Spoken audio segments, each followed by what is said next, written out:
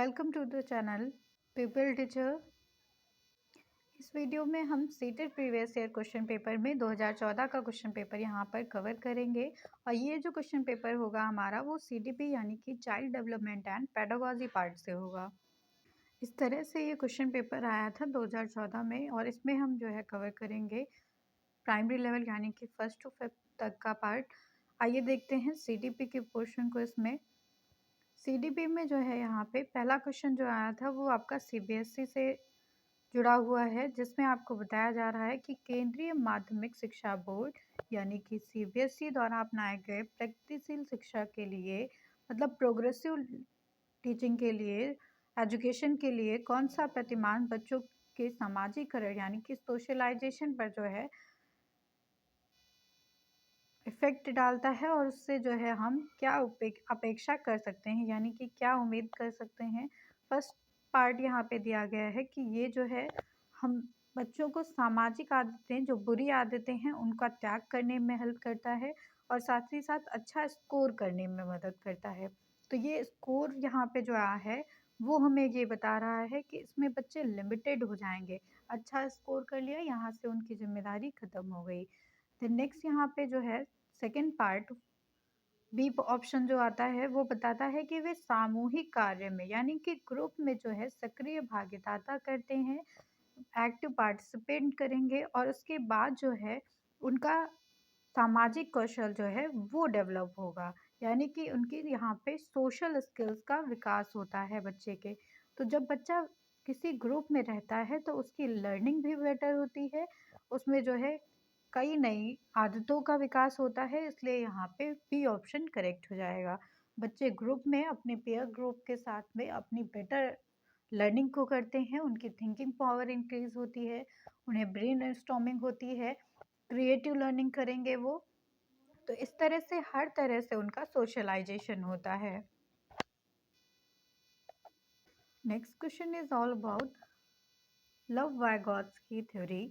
Love Vygotsky ने सामाजिक और सांस्कृतिक सिद्धांत पर बल दिया है। इनका कहना है कि बच्चे की जो लर्निंग होती है वो सोशली होती है और कल्चरली होते हैं। यहाँ पे उन्होंने कल्चर की बात की है। तो ये जो सिद्धांत है इनका वो किस पर आधारित है? ये जो सिद्धांत है उनका वो पारस्परिक लर्निंग टीचिंग पर जो है आधारित है। पारस्परिक शिक्षण का मतलब हो जाता है यहाँ पे कि म्यूचुअली जब बच्चा सीखता है एक दूसरे के साथ में म्यूचुअल कंसर्ट के साथ में लर्निंग करता है तो उसे हम कहते हैं सामाजिक सांस्कृतिक सिद्धांत। तो लव वाइगोत्स्की ने बताया है कि बच्चा जो है सोशल ज़्यादा हो जिसमें उसकी लर्निंग जो है बेटर होगी। तो उन्होंने जो है सामाजिकता को ज़्यादा बल दिया है। यहाँ पे बी ऑप्शन जो है करेक्ट हो जाता है इसके लिए। इस तरह से यहाँ पे बी ऑप्शन करेक्ट है। नेक्स्ट क्वेश्चन है यहाँ पे एक शिक्षिका अपनी कक्षा में एक टीचर हैं जो बच्चों से कहती हैं असाइनमेंट के लिए कि उन्हें असाइनमेंट बना के लाना है और असाइनमेंट ऐसा होना चाहिए कि वो प्रभावशाली ढंग से हो, इफ़ेक्टिव हो, जिससे कि बच्चे जो है कुछ सीख सकें, कुछ नया सीख सकें। और इस असाइनमेंट के लिए उन स्टूडेंट्स को किसी से भी जो है हेल्प नहीं लेनी है। तो ये जो स्टेटमेंट है टीचर का वो कोलरबर्ग के नैतिक विकास के कौन से चरण से है, कौन से स्टेप की ओर संकेत कर रहा है ये? तो ये जो स्टेप हो जाता है टीचर के द्वारा जो स्टेटमेंट दिया गया है वो कोहलरबर्ग के नैतिक सिद्धांत में जो इनका मोरल सिद्धांत है उसमें जो है ये औपचारिक चरण आ जाता है। औपचारिक का मतलब है कि फॉर्मल स्टेप आ जाता है ये, जिसमें जो है कानून और व्यवस्था की बात की गई है। चौथा चरण आ जाता है ये, इसमें जो है बताया है चौथी अवस्था होती है कोहलरबर्ग के सिद्धांत की, नैतिक विकास का जो उनका सिद्धांत है इसमें बताया गया है कि नैतिक विकास की जो अवस्था होती है वो सामाजिक आदेशों पर, कानूनों पर और न्याय की तथा कर्तव्यों पर आधारित होती है। तो यहाँ पर जो है सामाजिक आदेश की जो है बात की जा रही है, न्याय की बात की जा रही है। टीचर का कहना है कि आप लोग इफेक्टिव लर्निंग करें, इसलिए आपको कोई भी जो है हेल्प नहीं लेनी है अपने असाइनमेंट के लिए। इस तरह से आप एक और एग्जांपल यहाँ पे देख सकते हैं कि अगर जैसे यंग चाइल्ड्स हैं तो वो चाहते हैं, यंगर्स हैं वो चाहते हैं कि हमारा जो समाज है, हमारी जो सोसाइटी है, वो कानून के द्वारा चलाई जाए। तो ये भी ज़रूरी है कि वो कानून के दायरे में रहें, तभी तो जो है उनका समाज, उनकी संस्कृति जो है कानून के दायरे में बनी रहेगी। तो यहाँ पे ए ऑप्शंस के लिए करेक्ट था।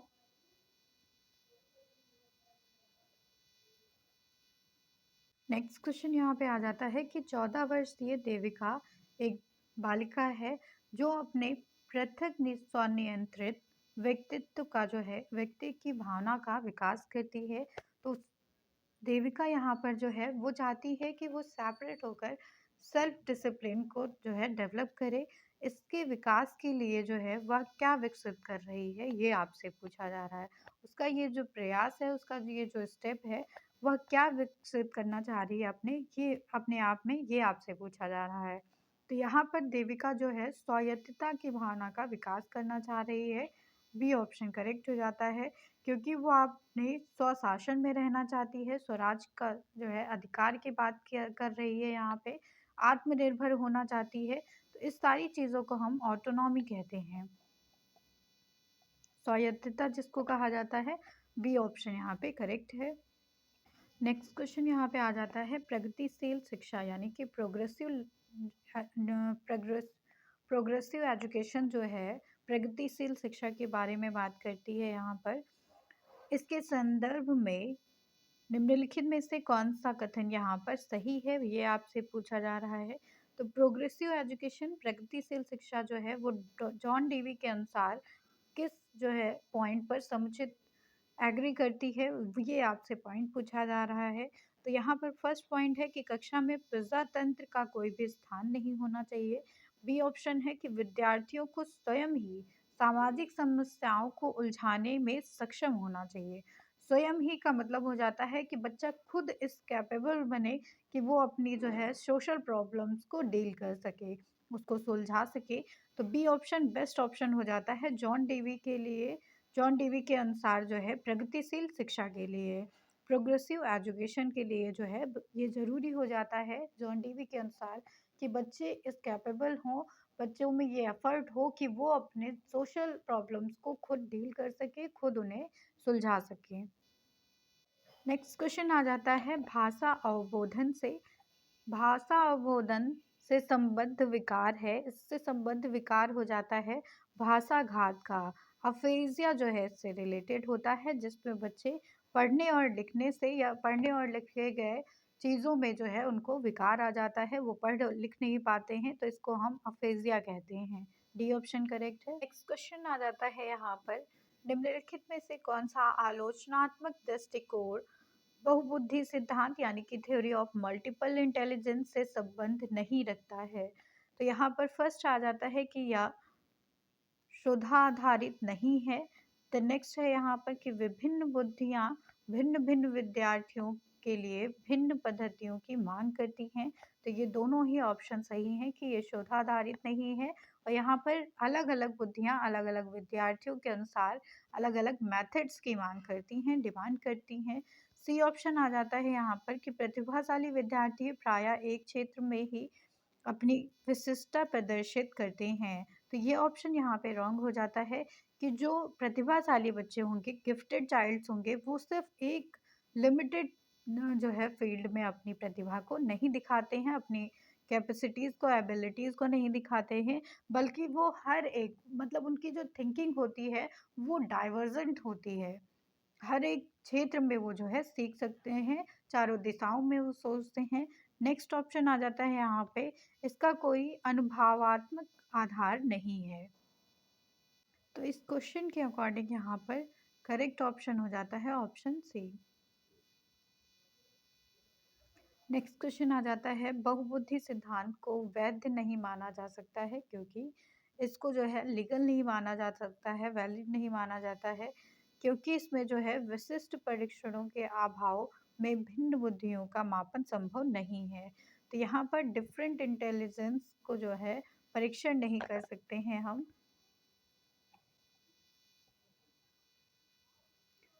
विशिष्ट परीक्षणों के अभाव में, मतलब जब हम कोई स्पेशल जो है टेस्ट करते हैं, उसी से हम अलग अलग बुद्धियों को माप कर सकते हैं इसमें।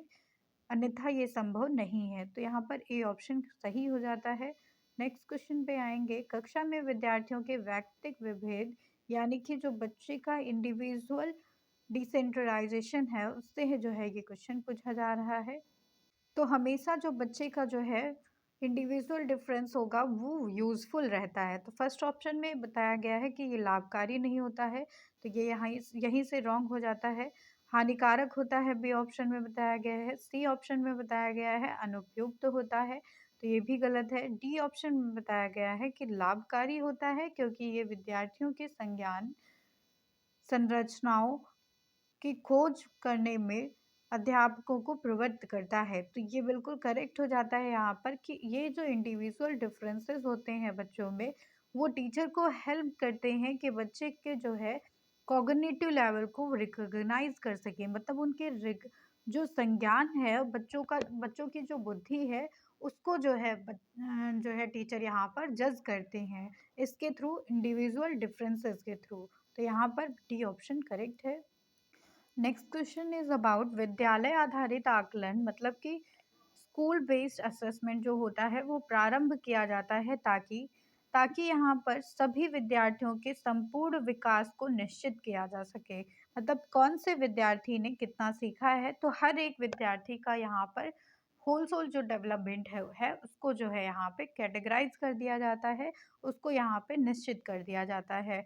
तो डी बी ऑप्शन यहाँ पे करेक्ट हो जाता है। नेक्स्ट क्वेश्चन आ जाता है यहाँ पर 11 नंबर पे, जिसमें पूछा जा रहा है कि इनमें से कौन सा एक अन्य विकल्प है, यानी कि जो बाकियों से कोरिलेट नहीं करता है। तो फर्स्ट ऑप्शन है यहाँ पे कि प्रश्नोत्तर सत्रों को संगठित करना, यानी कि यहाँ पे जो है क्वेश्चन आंसर किया जाएगा। देन नेक्स्ट है यहाँ पर कि किसी विषय पर विद्यार्थियों की प्रतिक्रियाओं को लेना, प्रतिक्रिया यानी कि रिस्पॉन्स जब लेते हैं बच्चों का यहाँ पर हम, तो उसमें भी एक तरह से क्वेश्चन आंसर किया जाता है, मतलब हम यहाँ पर कम्युनिकेट करते हैं, बातचीत करते हैं।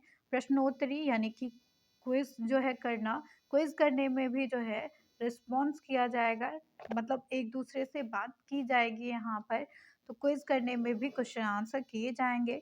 देन नेक्स्ट और लास्ट ऑप्शन आ जाता है कि स्व आकलन करना, सेल्फ असेसमेंट करने की स्किल को प्रतिमानित करना। यहाँ पर जो सेल्फ असेसमेंट है उसमें बच्चा खुद का ही आकलन करेगा, मतलब उसे किसी दूसरे की ज़रूरत यहाँ पर नहीं है।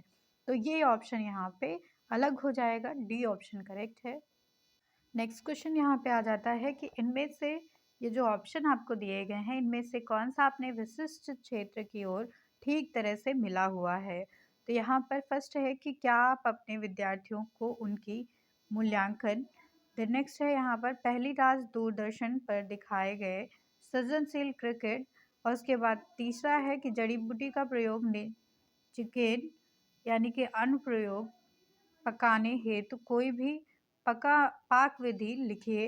द नेक्स्ट है यहाँ पर डी ऑप्शन में कि निर्धारित कीजिए कि दिए गए मान को यानी कि विश्लेषण में से कौन सा मापक आपको उत्तम परिणामों को पाने में सर्वाधिक प्रवृत्त कर सकता है। तो यहाँ पे मापकों की बात की गई है और यहाँ पर भी आपको जो है मापक के द्वारा परिणाम की बात की जा रही है। तो डी ऑप्शन को रिलेट कर रहा है यहाँ पे।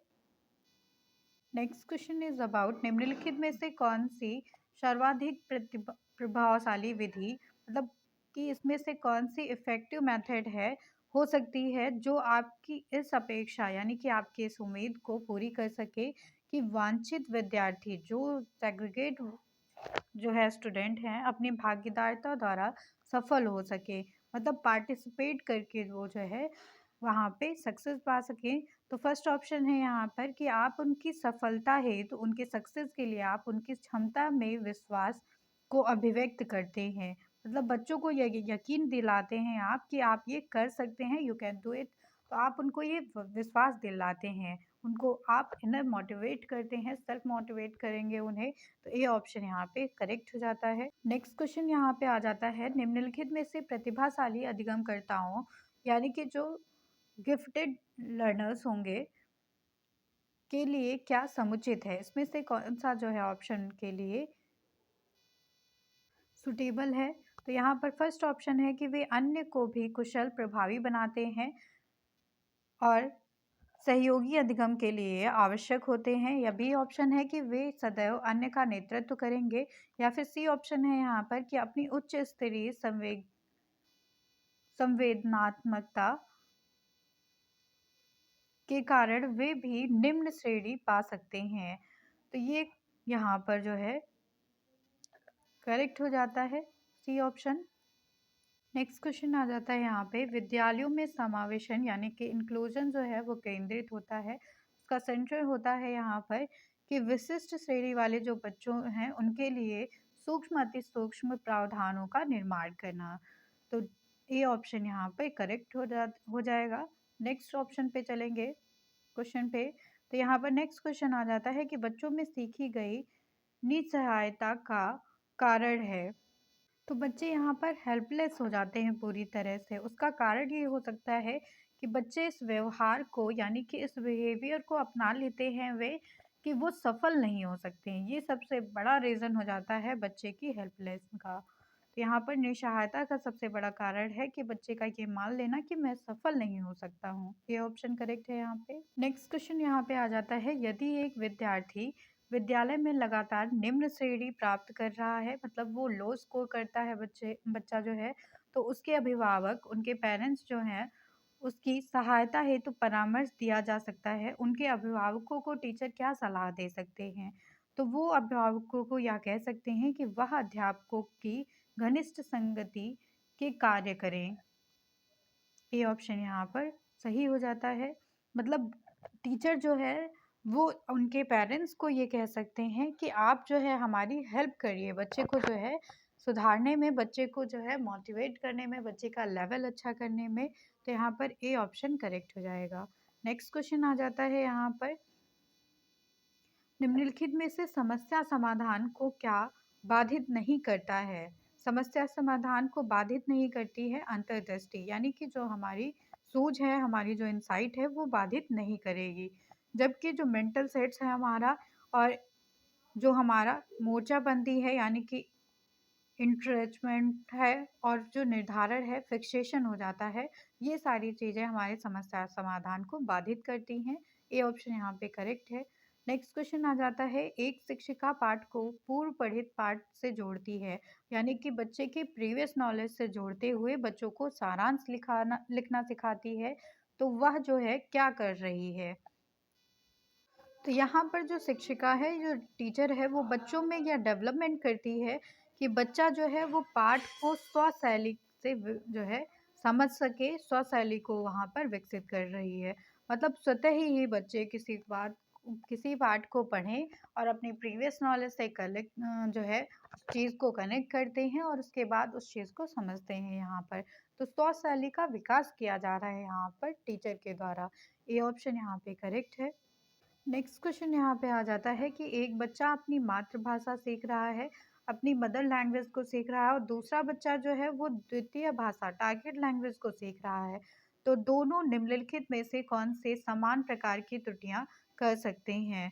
तो यहाँ पर जो दोनों बच्चे हैं वो विकासात्मक जो है त्रुटियां कर सकते हैं, विकासात्मक डेवलपमेंटल एरर कर सकते हैं, क्योंकि वो एक मातृभाषा सीख रहा है, मदर टंग को सीख रहा है, और दूसरा बच्चा जो है वो टारगेट लैंग्वेज को सीख रहा है। तो उन दोनों से स्वाभाविक है कि जो है यहाँ पर डेवलपमेंटल एरर्स हो सकती हैं। सी ऑप्शन यहाँ पे करेक्ट है। नेक्स्ट क्वेश्चन इज अबाउट, परीक्षा में तनाव निष्पत्ति को प्रभावित करता है। तो हमारा जो स्ट्रेस है वो हमारे जो है परफॉर्मेंस को भी इफेक्ट करता है। यह तथ्य निम्नलिखित में से किस प्रकार से संबंध रखता है? तो ये जो तथ्य है, ये जो बताया गया है कि हमारा जो स्ट्रेस है वो हमारी परफॉर्मेंस को भी इफेक्ट डालता है। तो ये हमारी परफॉर्मेंस पे इफेक्ट इसलिए डाल पाता है क्योंकि ये हमारे सोचने के तरीके पे भी इफेक्ट डालता है। हमारी जो कॉग्निशन है, यानी कि जो हमारा संज्ञान है, वो हमारी भावनाओं को इफ़ेक्ट करता है। मतलब सेंस ऑफ परसेप्शन जो है हमारा, ये इससे चेंज हो जाता है। इस वजह से ये हमारे जो है परफॉर्मेंस पे इफ़ेक्ट डालता है। ए ऑप्शन यहाँ पे करेक्ट हो जाता है। नेक्स्ट क्वेश्चन आ जाता है, एक अध्यापक उस बच्चे के साथ परामर्श करते हैं जिसकी निष्क्रियात्मक प्रगति एक दुर्घटना के पश्चात अनुकूल नहीं है। तो यहाँ पर बच्चे जो है उसके साथ कुछ दुर्घटना हुई जिसकी वजह से जो है वो निष्क्रियात्मक प्रगति में हो गया है। निम्नलिखित में से कौन-सी प्रक्रिया विद्यालय में परामर्श के लिए सबसे बेहतरीन होगी यहाँ पे? तो फर्स्ट ऑप्शन है यहाँ पे कि यह एक उपशामक उपाय है ताकि लोग अपने को आरामदायक महसूस कर सकें, या फिर बी ऑप्शन है यहाँ पर कि यह अपने विचारों द्वारा खोज करने हेतु लोगों में से आत्मविश्वास का निर्माण करता है। तो यहाँ पर बच्चा जो है वो अपने विचारों से खोज करता है, मतलब डिस्कवर करता है कि लोगों में जो है आत्मविश्वास का निर्माण हो।